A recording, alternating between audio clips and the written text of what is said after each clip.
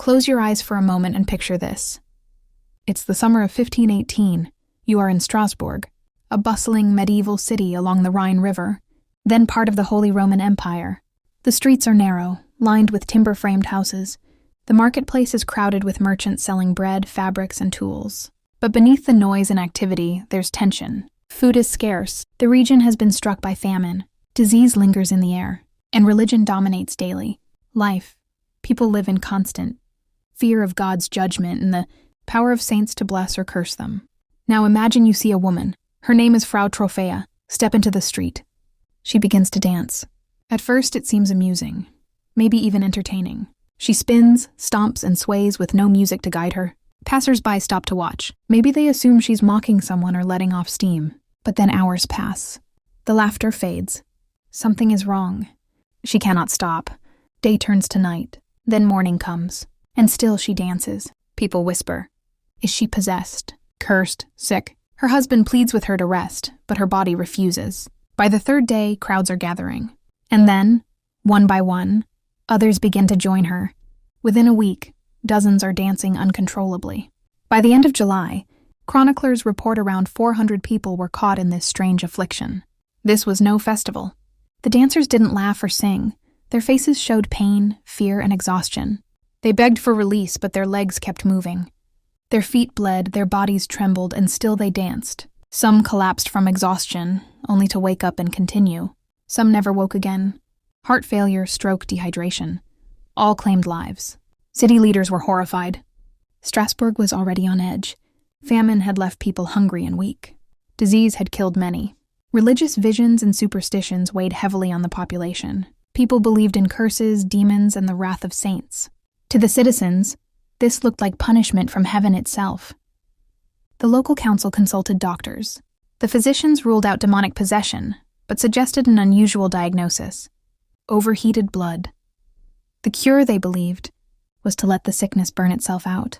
So the city made a decision that seems unbelievable to us today. They built a stage. They hired musicians. They even brought professional dancers. Their plan? Encouraged the victims to dance even more, believing they would eventually recover. The result? Chaos. Music filled the streets, drums and fiddles echoing through the city, and instead of calming the afflicted, it pushed them deeper into frenzy. The dancers became wilder. Crowds grew. Reports say the epidemic peaked with hundreds moving in waves through the streets of Strasbourg. By late August, the council realized their mistake. They banned music and dancing. Desperate for a spiritual solution, they ordered the dancers transported to a shrine dedicated to Saint Vitus, the patron saint of dancers and epileptics. There, priests performed rituals, placed crosses on the dancers' shoes, and prayed for healing. Slowly, the outbreak faded. But many participants never fully recovered, scarred physically and mentally by the ordeal. Now, more than 500 years later, the question remains, what on earth happened? Historians and scientists have proposed several theories. Ergot poisoning. Some believe the culprit was ergot, a fungus that infects rye, the staple grain of medieval Europe. Ergot contains compounds similar to LSD. Consuming it can cause convulsions, hallucinations, and muscle spasms. It's tempting to imagine a whole city intoxicated by poisoned bread.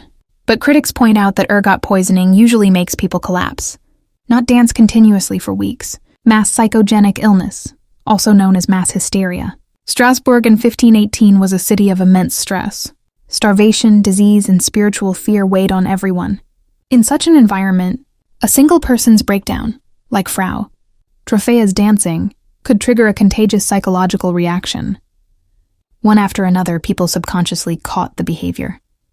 Their minds, overwhelmed, literally forced their bodies to move against their will. Religious and cultural belief. At the time, people deeply believed in curses.